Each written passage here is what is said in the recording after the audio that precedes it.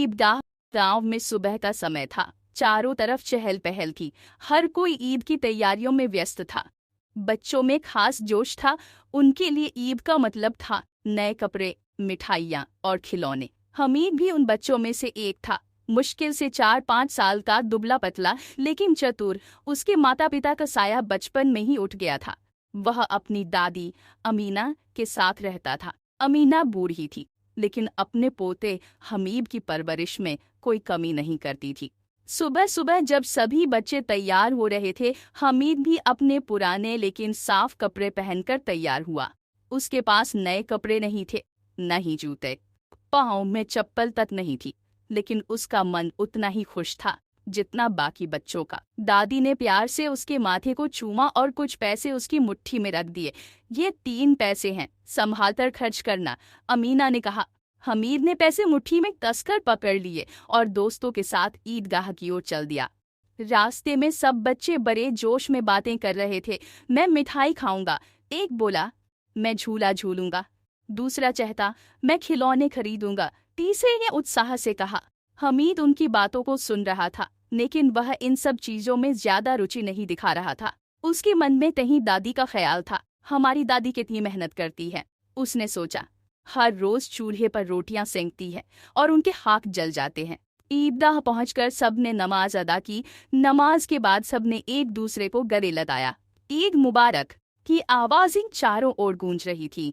नमाज के बाद बच्चे बाजार की ओर चल दिए। बाजार में खूब रौनक थी। मिठाई की दुकानों पर रंग बिरंगी मिठाइयाँ सजी थीं। खिलौनों की दुकानें चमचमा रही थीं। हर बच्चा अपनी पसंद की चीजें खरीद रहा था। हमीद बाजार में घूम रहा था, लेकिन उसके मन में कुछ और चल रहा था। उसकी नजर एक दुकान पर पड़ी जहां लोहे के चमचमाते चिमटे रखे थे। चिमटे को देखकर उसकी आंखों में चमक आ गई। यही खरीदना है, उसने मन में सोचा। हमीद दुकानदार के पास गया। ये चिमटा कितने का है, उसने पूछा। 3 पैसे का, दुकानदार ने कहा। हमीद ने तुरंत अपने पैसे निकाले और चिमटा खरीद लिया। उसे लगा जैसे उसने दुनिया की सबसे बड़ी दौलत खरीद ली हो। जब वह दोस्तों के पास पहुंचा तो सब उसका मजाक उड़ाने लगे। अरे, ये चिमटा क्यों खरीदा? हमीद ने हंसकर जवाब दिया। तुम्हारे खिलौने टूट जाएंगे, मिठाइयाँ खत्म हो जाएंगी, लेकिन मेरा चिमटा हमेशा रहेगा, और इससे मेरी दादी के हाथ भी नहीं जलेंगे। शाम को जब हमीद घर पहुंचा तो उसने दादी को चिमटा दिया। अमीना ने चिमटा देखकर हैरानी से पूछा, ये कहाँ से लाया बेटा? हमीद ने मुस्कुराते हुए कहा, दादी, आज से तुम्हारे हाथ नहीं जलेंगे। मैंने ईद के पैसे से ये चिमटा खरीदा है। अमीना की आंखें भर आईं। वह कुछ देर तक चिमटे को देखती रही, फिर हमीद को गले लगा लिया। मेरा बच्चा कितना समझदार है। दूसरों के बच्चे अपने लिए मिठाइयाँ और खिलौने लाए, लेकिन तूने अपनी दादी के लिए ये चिमटा खरीदा।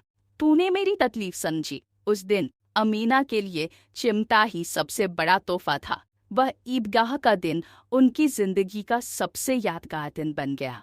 इस कहानी से यह सीख मिलती है कि प्यार और त्याग से बड़ी कोई खुशी नहीं होती। हमीद की मासूमियत और उसकी दादी के प्रति प्यार ने ईद को सच में खास बना दिया। मैं उम्मीद करती हूँ कि आपको मेरी यह कहानी पसंद आई होगी। अगर पसंद आई है तो प्लीज़ मेरे चैनल को सब्सक्राइब कीजिए, वीडियो को लाइक कीजिए और शेयर कीजिए।